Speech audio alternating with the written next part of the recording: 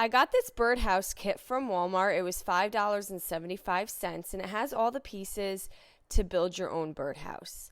I'm going to paint all of the front sides of each piece with some Wise Owl iron oxide.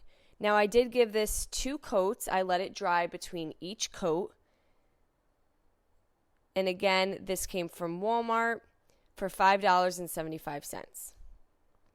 Once all my pieces were dry, I'm going to put the birdhouse together, starting with laying the back side down, the sides, the bottom, and the front. Now, I did paint the roof, but I'll be honest, I could not get the roof on, and it ended up working out anyways for the final result of my project. So I did leave the roof off. Once I had it connected, I went around and I just touched up the paint. This clicked together pretty nicely. I did not use any additional glue or anything. I just went over it with some paint, which should help hold it in place once it dries.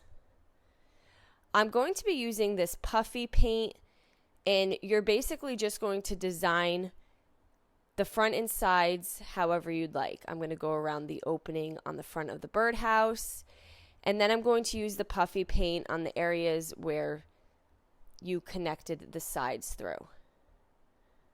I'm going to add some squigglies, and on the top here, I'm going to add some dripping snow. Now, you can have fun with this. You can design it any way you'd like to make it look like your own gingerbread birdhouse. And this is what we have so far. I then flipped it over on the one side, and I just went around the outer edge with some squiggly lines. And then I did some smaller squiggly lines on the inside of that, leaving the center blank. Now, what's really cool about this puffy paint is you're going to take a heat gun and you're going to hold it over the paint.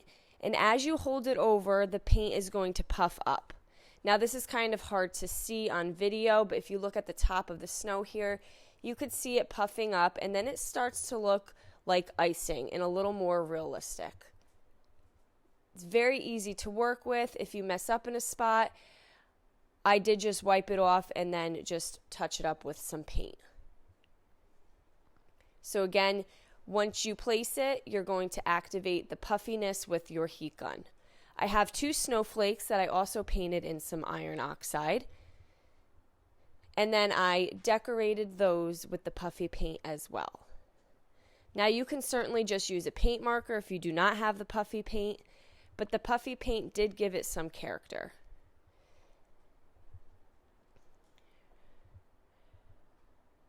And then I'm taking the heat gun to activate it, and you can really see it here on the snowflake because I'm going to hold it up nice and close to the camera for you. So the left one we already puffed up. Once those were dry, I'm going to glue one on each side of the gingerbread house. Now, I only showed you how I decorated the front and the one side. I did the same exact thing to the other side, and then the back I just put any design on. To finish it off, I'm going to fill it with this cute little cardinal that I found from Dollar General and some faux greenery. I put some peanuts in the bottom of it just to raise it, and then I just added greenery and berries throughout it and made it this little gingerbread birdhouse floral arrangement. And I think this came out really cute. I hope you enjoyed this video. Paint products, tissue paper, transfers, and mesh stencils can all be found on our webpage at chalkitupfancy.com. And don't forget, you can check out other tutorials over on our webpage. Have a great day.